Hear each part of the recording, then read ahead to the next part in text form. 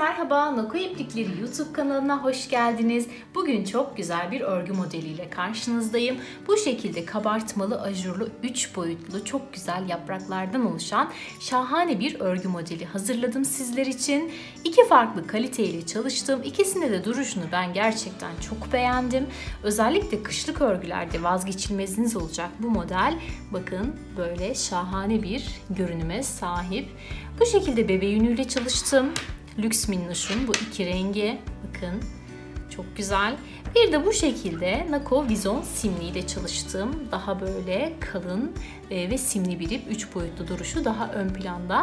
Sizler dilediğinizle çalışabilirsiniz. Modelimiz şahane. Böyle rengarenk yünlerimize de gerçekten kendini çok güzel gösterdi. O zaman yapımına geçelim. İlmek atarak başlıyorum. Toplamda 27 tane modelim için, 8 de kenar ilmeğim için 35 tane ilmek atıyorum.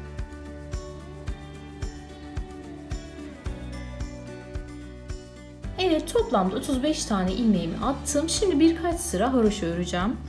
Lastik niyetine. İlk kenar ilmeğimi birinci sıra olduğu için düz bir şekilde örüyorum. Daha sonraki sıralarda örmeyeceğim. Daha sonra diğer ilmeklerimin hepsini düz olarak örüyorum. Haroşayı ters yüzden de örebilirsiniz. Yani ters olarak da örebilirsiniz ilmeklerinizi.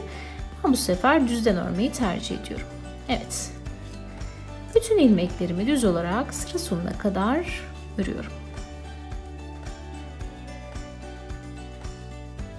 Geldim sıra sonuna, bakın. Son ilmeğimi de yine düz bir şekilde örüyorum ve sıramı tamamlıyorum. Şimdi geldik örgünün ön yüzüne. Ön yüzde de yine haroşaya devam ettireceğiz. Şöyle bakın, kenar ilmeğimi örmeden alıyorum. Ardından da yine bütün ilmeklerimi düz olarak örüyorum. Örgünün arka yüzündeyim. Şimdi bir sıra daha haroşa öreceğim. Ön yüzde modelimizi artık kurmaya başlayacağız.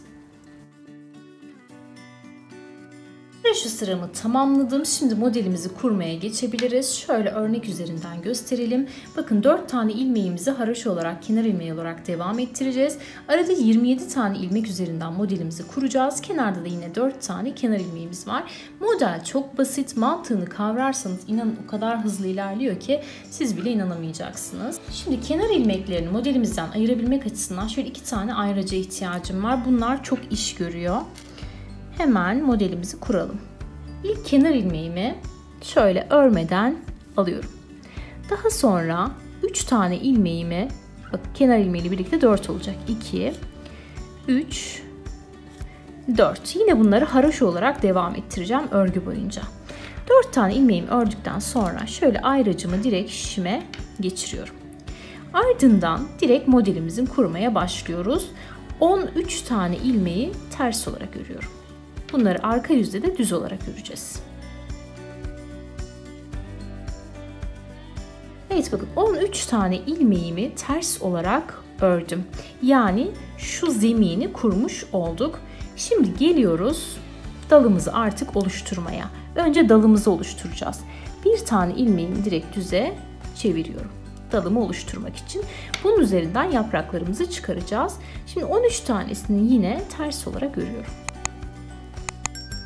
Evet, 13 tane ilmeğimi daha ters olarak ördüm. Şimdi ikinci ayrıcıma bakın, bu kısma takıyorum ve kenar ilmeklerimi direkt haroşa olarak devam ettiriyorum. Bu kısmı önde de düz öreceğiz, arkada da düz öreceğiz. Evet. İlk zeminimizi kurmuş olduk. Kenar ilmeklerini saymıyoruz. 13 tane sağdan ters ördüm. Ortada bakın bir tane düz ilmeğim var dal çıkarmak için. 13 tane de soldan düz ördüm ve 4 tane de kenar ilmeğim var. Şimdi örgünün arka yüzünde ilmekleri gördüğümüz şekliyle öreceğiz.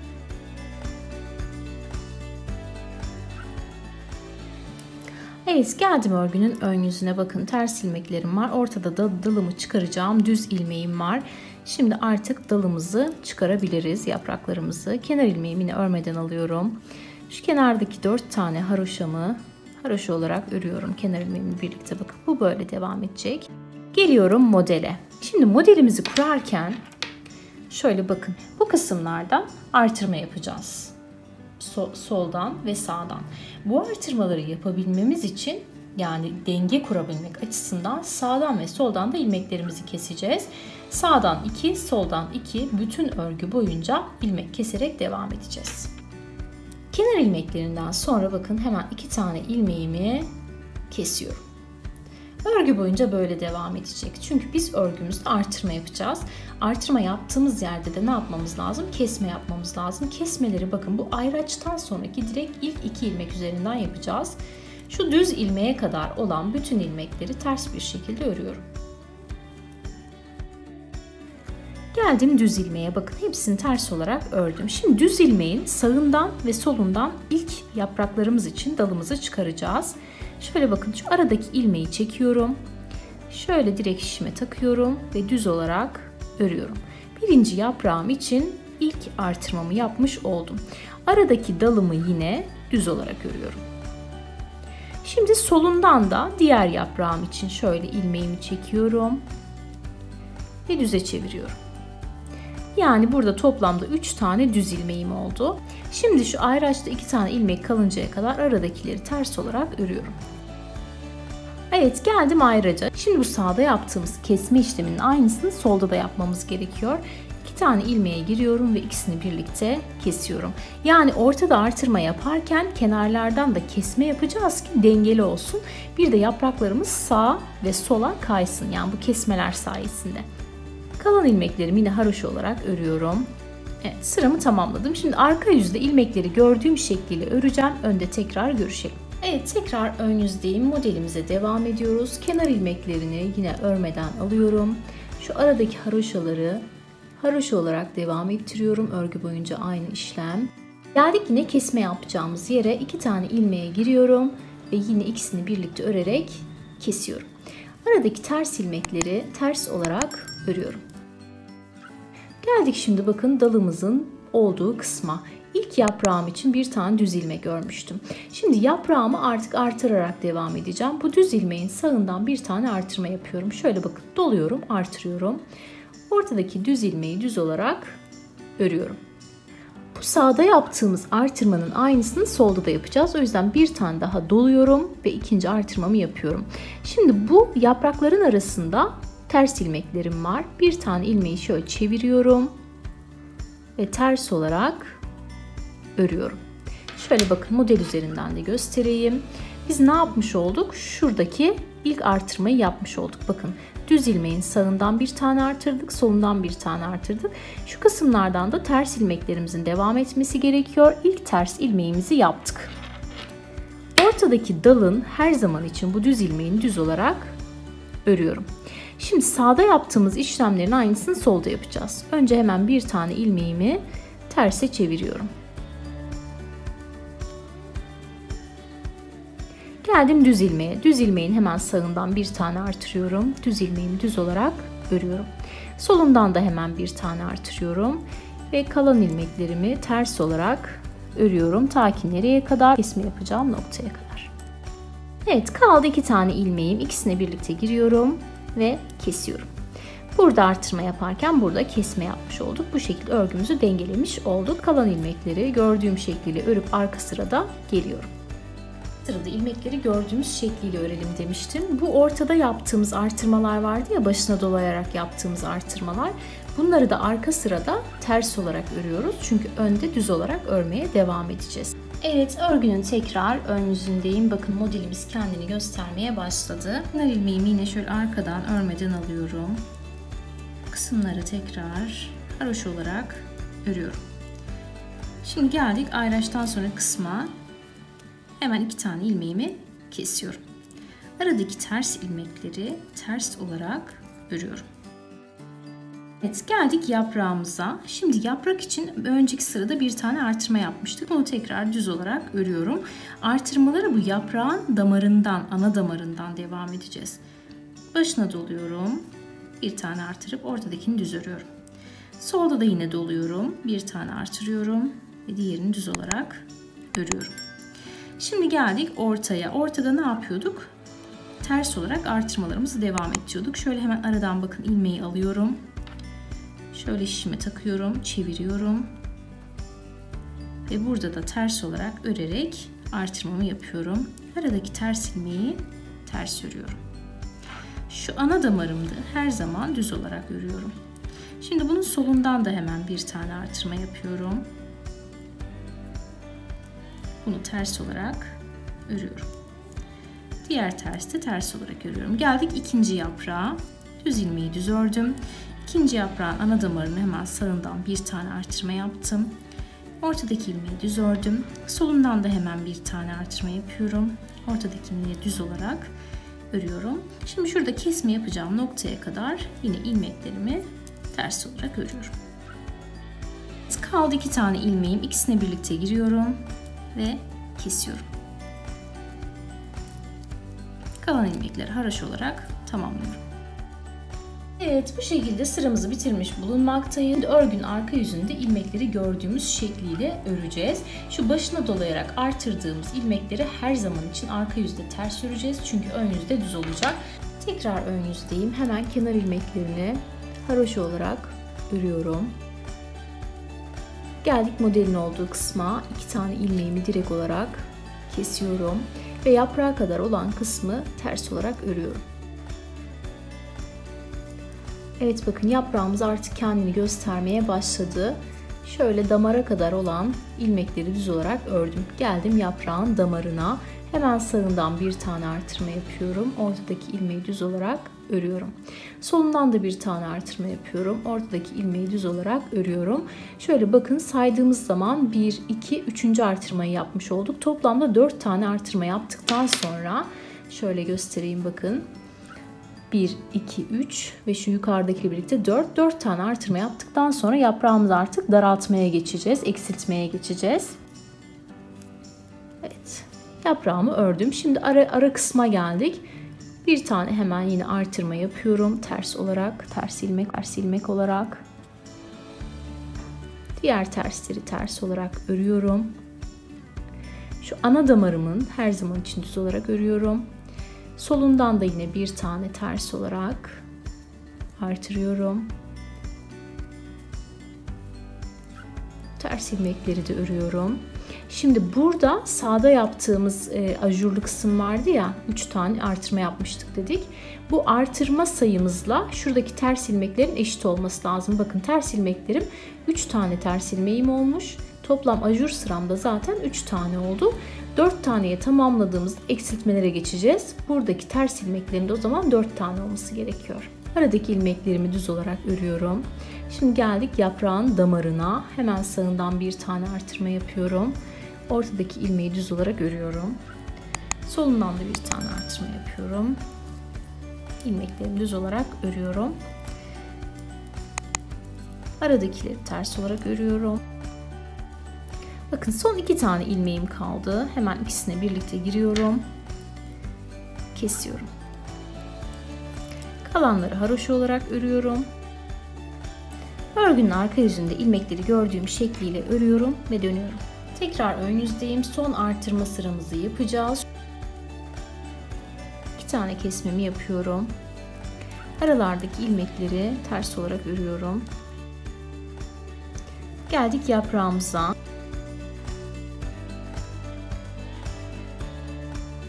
Evet, bakın şimdi geldik son artırma sıramıza. 1, 2, 3. Toplamda bakın 3 tane ajur yapmışız. 4. yapacağız. Hemen bir tane artırıyorum.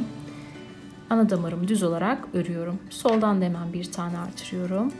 Diğer ilmeklerimi gördüğüm şekliyle örüyorum. Şimdi geldik esas ana damarın sağındaki ve solundaki ters ilmeklere. Bunlarda da son artırmamı yapıyorum. Hemen şu aradan çekiyorum. Ve son artırmamı yapıyorum. Kalan ilmekleri gördüğüm şekilde örüyorum ters olarak. Geldim ana damara. Ana damarımı düz olarak örüyorum. Hemen bunun solundan da bir tane artırma yapıyorum. Kalan ilmekleri ters olarak örüyorum. Evet. Şimdi geldik soldaki yaprağımıza. Soldaki yaprağın şu başlangıç damarına kadar olan kısımları gördüğüm şekliyle düz olarak örüyorum. Şimdi hemen bunun sağından bir tane artırmamı yaptım dolayarak. Ortadakini düz olarak örüyorum ana damarımı. Solundan da bir tane artırma yapıyorum. Kalan ilmekleri gördüğüm şekliyle örüyorum. Artık artırma sıramız bitti. Bundan sonra bu yaprakları daraltacağız. Şimdi solda şurada 2 tane ilmek kalıncaya kadar ters olarak örüyorum. 2 tane ilmeğimi giriyorum ve kesiyorum. Kalan ilmekleri haroşa olarak örüyorum. Arka yüzde ilmekleri gördüğüm şekliyle örüyorum. Ön yüzde tekrar görüşelim. Örgünün tekrar ön yüzündeyim. Kenarlarda yine aynı işlemleri tekrarlıyorum. Kesmelerim bütün örgü boyunca devam edecek. Hemen kesmemi yapıyorum. Aradaki ters ilmeklerimi ters olarak örüyorum. Biz geldik yaprağımıza. Yaprağı artık daraltmaya geçeceğiz. Daraltma için bakın toplam 4 tane ajur olduktan sonra 1, 2, 3, 4 bakın görüyorsunuz. Toplam 4 tane ajur olduktan sonra kesmeye geçeceğiz. Şöyle hemen sağdan ilk 2 ilmeği birlikte girip kesiyorum. Aradakileri düz örüyorum. Bu aşamada artık bu yaprakta artırmamız bitti. Bakın sonda 2 tane ilmek kaldı. Bunların da yönlerini değiştiriyorum. Ve bunların da ikisini birlikte düz olarak örüyorum. Ve yaprağımın ilk kesmesini yapmış bulunmaktayım. Şöyle model üzerinden gösterelim. Bakın ilk şu sıradayız. Bu kesmeyi yapmış bulunmaktayız. Bakın bu aşamada artık artırmamız bittiği için de üst kısımlar böyle düz olarak devam edecek. Geldik aradaki ters ilmeklere. Artık ters ilmeğimizin artırması da bitti. Bunları direkt ters olarak örüyorum ana damarıma kadar. Şimdi burada yaprağımızı keserken burada yeni yaprak çıkaracağız. Yani başta yaptığımız işlemin aynısını yapacağız. Bu ana damarın sağından bir tane ilmeği düze çevirip örüyorum. Ana damarımı yine düz olarak örüyorum. Solundan da yine bir tane ilmek şöyle çıkarıp düze çevirip örüyorum. Yani burada kesme yaparken, burada yaprağı kapatırken burada yeni yapraklar çıkarıyoruz. Model bu şekilde devam ediyor. Aradakileri ters olarak örüyorum. Geldik ikinci yaprağımıza. Bunda da yine kesmelerle devam edeceğiz. İlk 2 ilmeği birlikte girip bakın düz olarak örüyorum ve kesiyorum. Aradakileri düz olarak örüyorum. Geldik son 2 ilmeğe. Bunların da şöyle yönünü değiştiriyorum. İkisine birlikte giriyorum ve kesiyorum.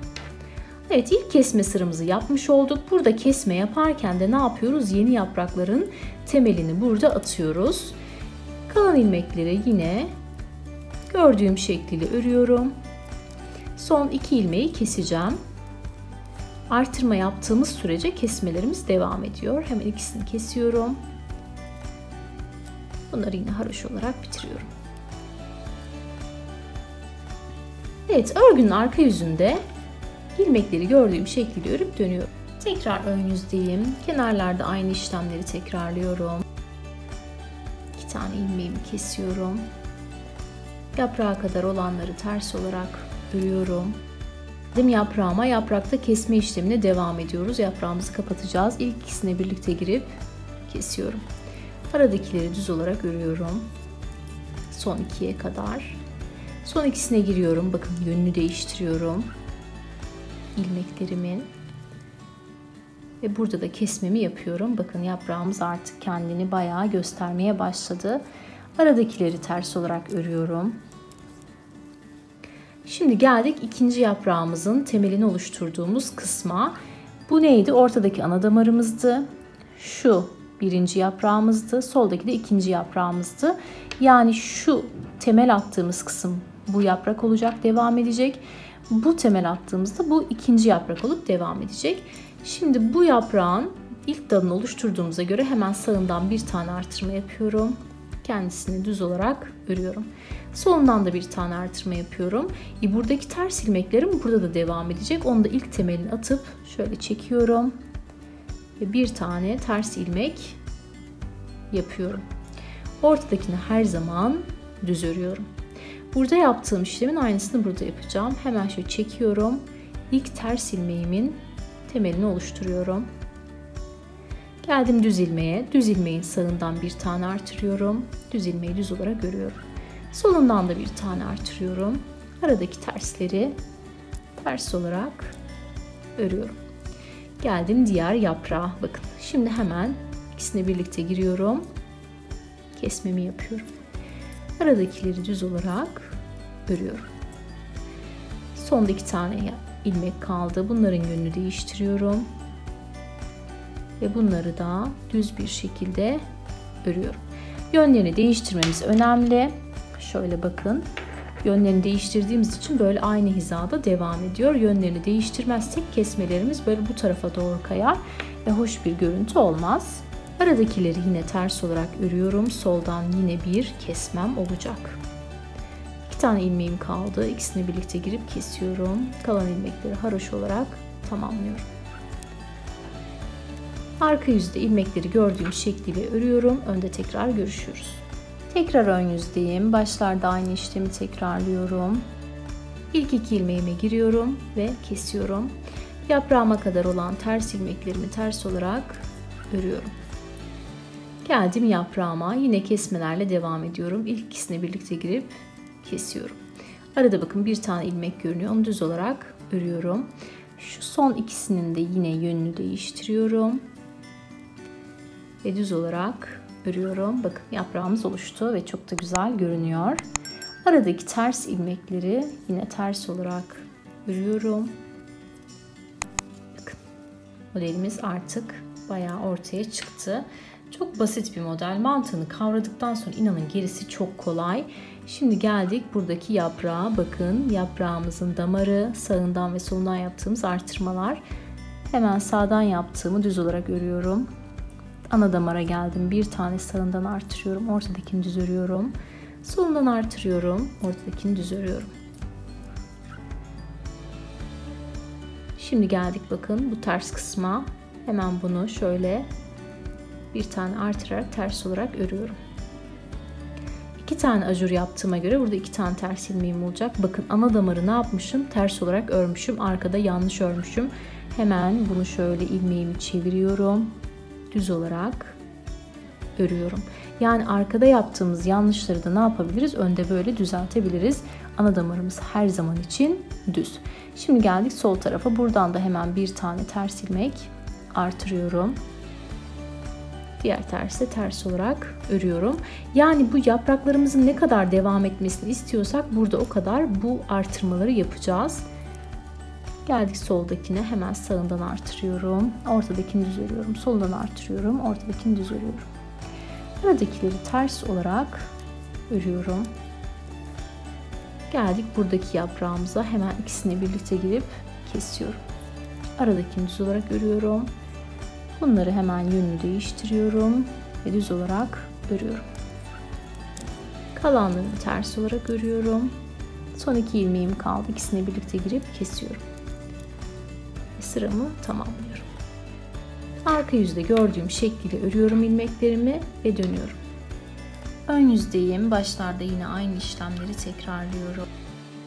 Yaprağımıza bakın 3 tane ilmek kalmış yaprağımızda. Üçünü birlikte örerek keseceğim. Bakın tamamen içine giriyorum.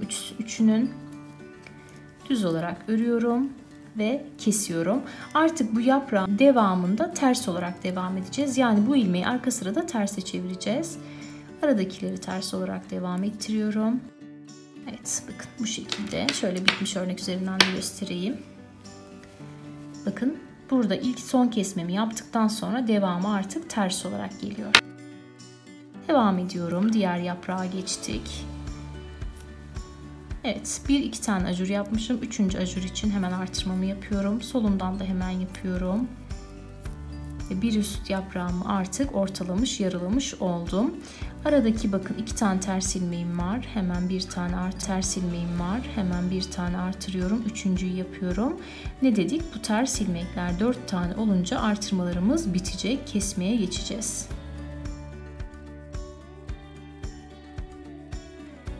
Damarımın solundan da hemen bir tane artırıyorum. Kalanları ters olarak örüyorum. Yani modelimiz ilerledikçe ortaya çıkıyor açıkçası. İlk aşamada çıkmadı. Bakın yaprağımız bittikten sonra tamamen ortaya çıkmış oldu. Diğerleri de aynı şekilde yaprak bittikten sonra ortaya çıkacak. Yaprağın ana damarına geldim. Sağından artırıyorum. Solundan artırıyorum. Bu yaprağa kadar olan ilmekleri yine ters olarak örüyorum. Geldik yaprağa, 3 ilmeği birlikte girip artık kapatıyorum. Evet, bu yaprağımızı da kesmiş bulunmaktayız. Aradakileri ters olarak örüyorum. Son ilmeğimi bakın ikisini birlikte kesiyorum. Kalanları haroşa olarak tamamlayıp arkayı da gördüğüm şekliyle örüp tekrar ön sırada görüşelim. Evet, tekrar ön yüzdeyiz. Yine başlarda aynı işlemleri tekrarlıyorum. Kenar ilmeğini bakın şöyle arkadan aldığım için böyle düzgün görünüyor. Haroşaları yine haroşa olarak örüyorum. Yine kesmeme başta devam ediyorum. İlk ilmeğimi birlikte alıp kestim. Şimdi ters ilmeklerimi devam ettiriyorum. Bakın yaprak bittikten sonra neydi? Son kapatma işlemini yaptıktan sonra artık ters olarak devam edecektik. O yüzden bu kısmı ters olarak örüyorum. Evet, bunun işimiz bitti artık. Çünkü diğer yaprağa geldim. Bunun son artırmasını yapacağım.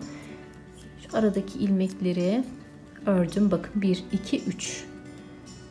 3 tane artırma yapmışım. Son artırmayı yapıyorum. Dördüncüyü. Aradakini düz örüyorum. Solda da artırıyorum. Aradakini düz ördüm. Şimdi geldik şu ana damarla yaprak arasındaki ters ilmeklere. Bunların da 4 tane olması gerekiyordu. Son artırmamı yapıyorum hemen buradan. Ana damara kadar olanları ters olarak örüyorum. Bakın bu şekilde. Ana damarımı yine düz olarak devam ettiriyorum. Solundan da hemen bir tane artırma yapıyorum. Ve ilmeklerimi gördüğüm şekliyle örüyorum. Bakın artık model ortaya çıktı. Devam ediyorum soldaki yaprağımla. Burada da son artırma sırama geldik. Ana damarın hemen sağından artırıyorum. Ortadakini düz örüyorum. Solundan artırıyorum. Ortadakileri düz olarak devam ettiriyorum. Geldik bu kısma. Bu kısımda da artık bu yaprağı kapattığımıza göre şu kesme yapacağım yere kadar bütün ilmekleri ters olarak örüyorum. İkisini birlikte girip kesiyorum. Kalan ilmeklerimi yine haroşa olarak örüyorum. Örgünün arka yüzünde ilmekleri gördüğüm şekliyle örüyorum. Artık ön yüzde ikinci yaprağımızın kesmelerine geçeceğiz. Evet, tekrar ön yüzdeyim. Burada da ikinci yaprağı artık daraltmaya geçeceğiz. Bu kısımları klasik olarak yine örüyorum aynı şekilde. Kesmelerim hala devam ediyor. Geldik yaprağımıza. İlk ikisine birlikte girip kesiyorum. Aradakileri düz olarak örüyorum. Evet, geldik bakın soldan kesmeye. 2 ilmeğin yönünü değiştirip örüyorum. İkinci yaprağımda kesmeye başladım. Şu aradakileri artık artırmam bitti. Bu yaprağı kesmeye başladığım noktada buradaki tersleri artırmam bitiyor. Ters olarak örüyorum. Şimdi geliyoruz ana damara. Eğer bu yaprakların sağlı sollu devam etmesini isteyeceksem ana damarın yine sağından ve solundan ilmek çıkarıp aynı modelimi devam ettireceğim. Ama ben modeli yeterince gösterdiğimi düşünüyorum. Artık şu bitiş kısmını sizlerle paylaşacağım. Yani şu tekli yaprağı yapıp bitirmeyi göstereceğim. O yüzden de ben buradan sadece şu üst kısımdan bir tane yaprak çıkaracağım. 2 tane yaprak çıkarmayacağım. Yine hemen sağından bir tane artırıyorum şöyle düz olarak. Ortadakini düz örüyorum. Solundan da bir tane artırıyorum. Düz olarak. Aradakileri ters olarak örüyorum. Geldik diğer yaprağa. İkisini birlikte girip kesiyorum. Aradakileri yine düz olarak örüyorum. Soldakilerin yönünü değiştiriyorum. Ve kesiyorum. Şimdi şu aradakileri yine ters olarak örüp son 2 ilmeğimi keseceğim.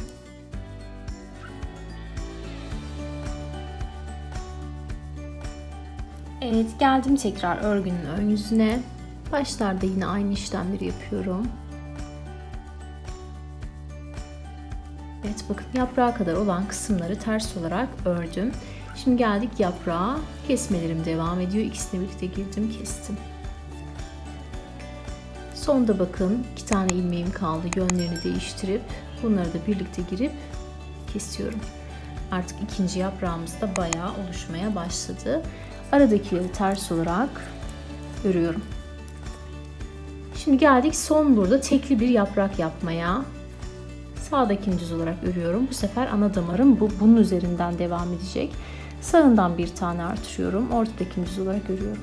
Solundan bir tane artırıyorum. Ortadakini düz olarak örüyorum. Bu aşamada tekli yaptığımız için yaprağı tek bir şekilde devam edecek. Aradakileri gördüğüm şekliyle örüyorum. Diğer yaprağa geldim bakın. İkisini birlikte girip kesiyorum. Aradakileri yine gördüğüm şekliyle örüyorum. Son iki tane ilmeğin de yönünü değiştiriyorum. Ve kesiyorum. Evet. Sondan yine 2 tane kesme yapacağım.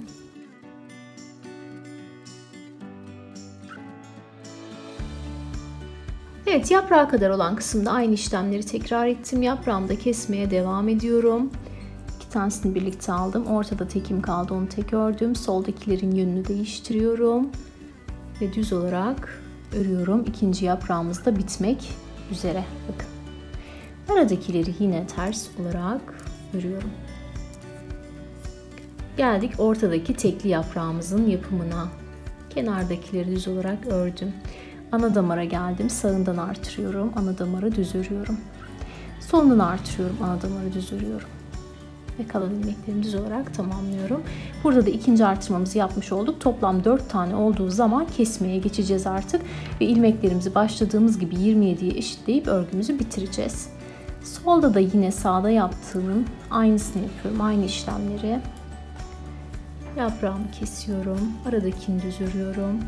İlmeklerimin yönünü değiştiriyorum. Ve düz olarak örüp kesiyorum. Son 2 ilmek kalıncaya kadar ters örüyorum. Son 2 ilmeği birlikte girip kesiyorum. Kalanları haroşa olarak örüyorum. Arkayı da gördüğüm şekilde tamamlayıp tekrar önde görüşüyoruz. Evet, bir üst sıraya geçtik. Yine şurada 2 tane kesmemi yaptım. Başta rutin aynı işlemleri tekrar ettim. Bakın 3 tane ilmeğim kaldı yaprağımda. Hepsini birlikte girip kesiyorum ve ikinci yaprağımızı da bitirmiş bulunmaktayız. Aradakileri ters olarak örüyorum.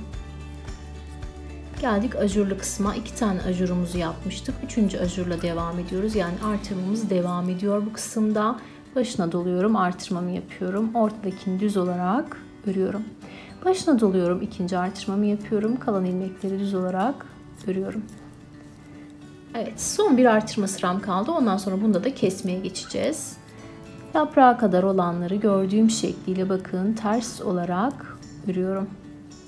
Yaprakta 3 tane ilmek kalmış. Üçüne şöyle birlikte giriyorum ve kesiyorum. Ve bu şekilde ikinci yaprağımızı da bitirmiş bulunmaktayız. Şu 2 tane ilmek kalıncaya kadar ters olarak örüyorum.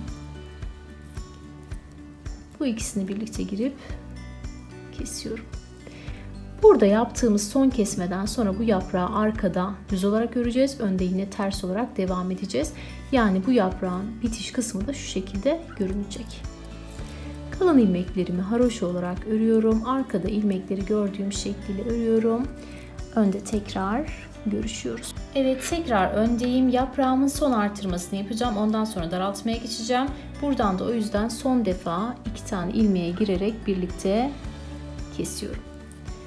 Kalan ilmekleri yaprağa kadar ters olarak örüyorum. Geldik son bitiş yaprağımıza, tekli yaprağımıza. Şu aradakileri düz olarak örüyorum. Son defa başına doluyorum, artırıyorum. Bu tarafta da son defa dolayıp artırıyorum. Kalan ilmekleri gördüğüm şekliyle örüyorum. Evet, artık üstteki yaprağımızın da artırmasını bitirmiş bulunmaktayız. Şöyle daraltarak kapatacağız. Kalan ilmekleri son 2 ilmek kalıncaya kadar ters olarak örüyorum. Son defa kesmemi de buradan yapıyorum. Artık kesme işlemi bitirmiş bulunmaktayız. Bunları da yine haroşa olarak örüyorum. Şimdi arkada gördüğümüz şekliyle ilmeklerimizi örelim. Önde tekrar görüşelim. Evet, tekrar ön yüzdeyim. Başlarda yine aynı işlemi tekrarlayıp bu kısma haroşa yapıyorum. Kesme işlemim bitti. O yüzden bunu çıkarıyorum. kısımlardaki ters ilmekleri yaprağıma kadar ters olarak örüyorum. Bu kısımda kesme yapacağım, daraltacağım. Bu kısımda da ilmeklerimi eşitlemek açısından şöyle kenardan bir tane ilmeği çekiyorum. Ters olarak örüyorum. Burada kesme yaparken burada ilmeklerimizi de eşitleyeceğiz. Daha sonra ilk ikisini birlikte girip kesiyorum. Aradakileri düz olarak örüyorum. Artık artırmam bu kısımda bitti. Sadece ters ilmeklerden artırma yapacağız. Kestiğimiz kadar artırma yapacağız bu aşamada. İlk sona 2 tane ilmeğimi ters çeviriyorum ve kesiyorum. Evet, yaprağımızı kesmeye başladık. Şu aşamada tekrar bir tane şöyle çekiyorum. İlmeğimi ters olarak örüyorum. Kalanları yine gördüğüm şekliyle örüyorum ve sıramı tamamlıyorum. Artık bu kısımda kesme yapmıyoruz. Evet, arkada ilmekleri gördüğüm şekliyle örüp dönüyorum. Evet, geldim tekrar ön sıraya. Şu kısımda bir tane tersten artırma yapacağım. Bu kısma kadar ilmekleri gördüğüm şekliyle örüyorum. Bir tane artırma yapıyorum. Ve ters olarak örüyorum. Hemen 2 ilmeği birlikte girip kesiyorum. Aradakileri düz olarak örüyorum. Solda bakın 2 tane ilmek kaldı. İkisini şöyle çeviriyorum. Birlikte kesiyorum. Şöyle bakın, artık modelimiz tamamen oluştu. Burada da kesme yaptığım için ilmeklerimi dengelemek açısından buradan hemen bir tane ilmeği şöyle ters çeviriyorum ve ters olarak örüyorum. Aradakileri ters olarak örüp sondaki 4 ilmeğimi de haroşa olarak örüyorum. Evet, bu sıramızda tamamlamış bulunmaktayız. Arkada yine ilmekleri gördüğümüz şekliyle örelim. Önde tekrar görüşelim. Tekrar ön yüzdeyim. Bakın, artık yaprağımız bitmek üzere. Bu yaprağımız bitince modelimiz de tamamlanmış olacak. Şimdi şu noktaya kadar burada yine bir tane artırma yapacağım ki şu kısımlarda kesme yapacağım için. Bu kısma kadar gördüğüm şekliyle ilmeklerimi örüyorum. Geldim bu noktaya, bir tane hemen ilmeği şöyle çeviriyorum ve ters olarak örüyorum. Bunu böyle başına atarak yaparsanız bu kısımda ajur oluşur ve model bozulur. 2 tane ilmeğimi birlikte giriyorum, kesiyorum. Aradakini düz örüyorum. Soldan 2 tane ilmeğimi de şöyle çeviriyorum. Yine birlikte örüyorum. Bakın bu şekilde. Şuradan hemen bir tane artırma yapıyorum. Dengeleyeceğim modelimi. Bu artırmaların sonunda, bu kesmelerin sonunda ilmek sayımızın 27 olması gerekiyor. 27 ilmeğe ulaştıysak modelimizi doğru tamamlamışız demektir. Evet, bu kalan ilmekleri gördüğüm şekilde örüyorum. Arka sırada da yine gördüğüm şekilde örüyorum. Önde tekrar görüşüyoruz. Evet, geldim ön sıraya. Artırma yapacağım yere kadar normal ilmekleri gördüğüm şekliyle ördüm. Şimdi artırma yapacağım yerdeyim. Hemen şöyle ilmeği çeviriyorum ve ters olarak artırmamı yapıyorum. Kesmeme devam ediyorum. Sağdan 2 ilmeği kesiyorum. Ortada bir tanesini düz örüyorum. Soldan 2 ilmeğin de yönünü değiştirip kesiyorum. Şuradan hemen bir tane artırma yapıyorum tabii ki. Kesmelerim olduğu sürece bu artırmalarım devam edecek. Kalan ilmekleri ters olarak, sondakileri de haroş olarak örüyorum. Arkada da gördüğüm şekilde örüyorum. Önde tekrar görüşüyoruz. Evet, tekrar ön yüzdeyim. Artık modelim tamamen ortaya çıktı. Şunun güzelliğine bakar mısınız? 3 boyutlu çok güzel yapraklarımız oldu. Şimdi şu noktaya kadar yine bir tane son kez kesme yapacağım ya, bu noktada da artırma yapacağız. Bu noktaya kadar ilmekleri gördüğüm şekliyle örüyorum. Bakın kenarımızda ne kadar düzgün oldu. Şöyle bakın, ilmeği şöyle arkadan aldığımız zaman haroşa yaparken kenarımız bu şekilde düzgün görünüyor. Sağından hemen bir tane artırma yapıyorum. Sağından bir tane artırmamı yaptım. Şimdi bakın 3 tane ilmek kaldı. 3 tane ilmek kalınca ne yapıyoruz? Hepsini birlikte girip kesiyoruz.